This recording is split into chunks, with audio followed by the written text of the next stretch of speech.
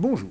Le financement des études de vos enfants, ou de vos petits-enfants d'ailleurs, se prépare et se gère. Si vous voulez l'aider, plusieurs possibilités s'offrent à vous.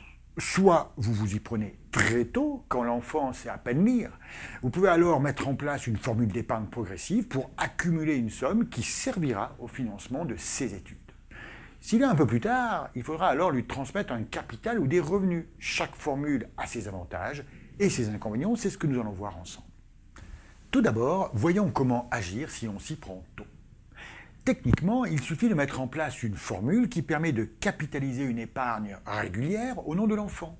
Le plus adapté est un contrat d'assurance vie car il n'impose pas de versement régulier et permet des retraits à la demande. Alors pendant plusieurs années, on accumule, puis on dépensera durant la période d'études. À titre d'illustration, sachez que 100 € placés tous les mois pendant 15 ans permettent d'accumuler plus de 19 000 € à terme, ce qui permet d'encaisser environ 4 000 € par an pendant les 5 années d'études dans notre exemple. Une astuce, vous pouvez verser cette somme pour le compte de l'enfant à son anniversaire ou pour les fêtes de fin d'année. Il s'agira alors probablement d'un présent d'usage. En clair, il ne s'agira pas d'une donation ou d'un don soumis au droit de donation. Cela étant, si vous préférez agir en une seule fois au lieu de faire des versements réguliers, rien ne vous en empêche. Par exemple, vous pouvez donner à cet enfant une somme d'argent qu'il pourra placer et consommer au fur et à mesure de ses besoins. Cette donation n'est habituellement pas imposable car il existe un abattement de 100 000 € en faveur des enfants, 31 865 en faveur des petits-enfants et en outre, il y a encore 31 865 € supplémentaires si celui qui donne a moins de 80 ans et celui qui reçoit est majeur. Dans l'hypothèse où on s'y prend trop tard pour constituer une épargne, alors on peut verser une pension. Techniquement, vous faites des virements réguliers à votre enfant où vous prenez en charge ses dépenses, son loyer par exemple. Cette pension est déductible de vos revenus dans la limite d'environ 5 750 € par an.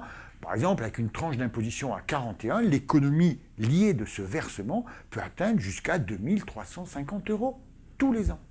Mais dans ce cas, l'enfant devra être détaché de votre foyer fiscal et vous allez perdre sa demi-part fiscale. Enfin, l'enfant devra déclarer cette pension comme un revenu, mais généralement, il n'est pas imposable. Il est également possible de donner à cet enfant l'usufruit d'un appartement locatif, de parts de SCPI, par exemple pour une durée fixe de 6 années. Cette donation supporte normalement des droits de donation sur 23% de la valeur du bien, mais reste généralement une nouvelle fois non imposable en raison de tous les abattements que nous avons vus.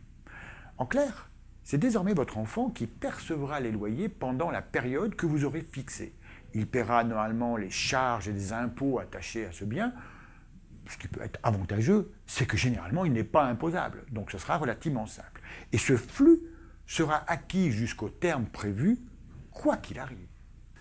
On le voit, de nombreuses solutions s'offrent à vous, que l'on s'y prenne tôt, que l'on s'y prenne tard, en générant des flux, en transmettant des stocks ou en prêtant des stocks. Reste une inconnue, c'est que l'enfant doit faire des études, et tant qu'à faire, les réussir.